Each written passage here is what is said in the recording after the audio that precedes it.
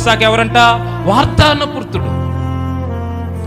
ఇస్సాకు పుట్టిన తర్వాత తల్లిదండ్రులు ఆనందంగా ఉంటున్నారు. దేవునికి స్తోత్రం చెప్పండి. ఇస్సాకు అనే పేరుకు అర్థం ఏంటో తెలుసా? ఇస్సాకు అనే పేరుకు చిరునవ్వు అని అర్థం. ఇస్సాకు అనే పేరుకు అర్థం ఏంటంట? చిరునవ్వు అని అర్థం. అంటే ఇస్సాకు అనే పేరుకు చిరునవ్వు అంటే ఇప్పుడు అబ్రాహాం, శారమ్మ, అబ్రాహాము సంతోషంగా నవ్వుతున్నారు, ఆనందంగా ఉన్నారు. ఆనందంగా ఉన్నారంటే కారణం ఇస్సాకు పుట్టుక ద్వారా, ఇస్సాకు పుట్టుట ద్వారా, ఇస్సాకు వారి గర్భంలో నుంచి బయటకు వచ్చుట ద్వారాగా తల్లిదండ్రులు ఆనందిస్తున్నారు. నేను ఇక్కడున్న యవనస్తులను అడుగుతున్నాను, జాగ్రత్తగా ఆలకించాను. ఇస్సాకు పుట్టుట ద్వారా అబ్రాహామును, శారమ్మ సంతోషంగా ఉన్నారు. మీరు ఇస్సాకు జీవిత చరిత్ర అంతా చదువుకోండి. ఇస్సాకు లాంటి పాత నిబంధనలు, ఇస్సాకు లాంటి భక్తుడు ఎవరు ఉండరండి. అంత గొప్ప భక్తుడు ఆయన, అంత గొప్ప ప్రార్థనాపురుడు, సమర్పణ కలిగిన వాడు, ఎంతో శ్రేష్టమైన వాడు అండి ఇస్సాకు. ఎంతో శ్రేష్టమైన వాడు అతను. అబ్రాహాము కంటే శ్రేష్టమైన వాడు ఒక ప్లెక్లో చూసుకుంటే, యాకోబు కంటే శ్రేష్టమైన వాడు. అంత గొప్ప క్యారెక్టర్ ఉంది అతనికి. నేను అంటున్నాను, ఇస్సాకు పుట్టుట ద్వారాగా వాళ్ళ తల్లిదండ్రులు ఎంతో ఆనందిస్తున్నారు. ఓ యవన బిడ్డలారా, ఇక్కడ కూర్చున్న యవన బిడ్డల జాగ్రత్తగా ఆలకించండి. మీరు పుట్టుట ద్వారా మీ తల్లిదండ్రులు ఆనందంగా ఉన్నారా?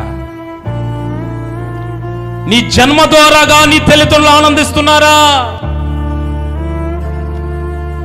ఇస్సాకు పుట్టి వాళ్ళ తల్లిదండ్రులని తల ఎత్తుకున్నట్లుగా బ్రతికాడు. ఈరోజు మనం పుట్టి మన తల్లిదండ్రులని ఆనందపరుస్తున్నామా, ఏడిపిస్తున్నామా? నేను ఈ మాట చెప్పి నేను ముగిస్తాను, జాగ్రత్తగా ఆలకించాను.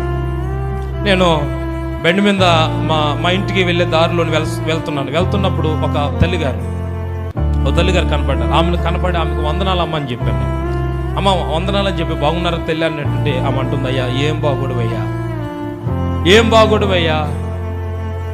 నేను అనుకున్నాను, అనవసరంగా ఈవిడికి ఎందుకు వందనాలు చెప్పాను అనిపించింది.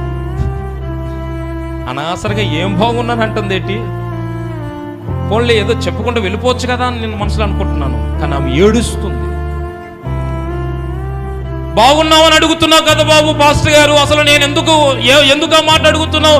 ఏం బాగున్నావయ్యా, ఎక్కడ సంతోషం ఉందయ్యా, ఎక్కడ ఆనందం ఉందయ్యా, ఎక్కడ నేను సంతోషంగా ఉండగలనయ్యా? ఏమ్మా నీ సంతోషంగా ఉండడానికి కారణం ఏంటి?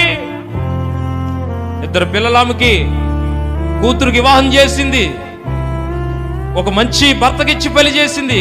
కూతురు జీవితం బాగానే ఉంది, కుటుంబంలో అప్పు లేదు, ఏమి లేదు, అన్ని బాగానే ఉన్నాయి కదా. ఎందుకు నువ్వు బాధపడుతున్నావు అంటే, ఎక్కడ సంతోషమయ్యా, ఎక్కడ ఆనందమయ్యా, ఎక్కడ ఆనందం? నా హృదయంలో ఎంత బాధ ఉందో నీకు తెలుసయ్యా. ఏమా బాధ ఏమిటమ్మా అంటుంటే అమ్మ అంటుంది,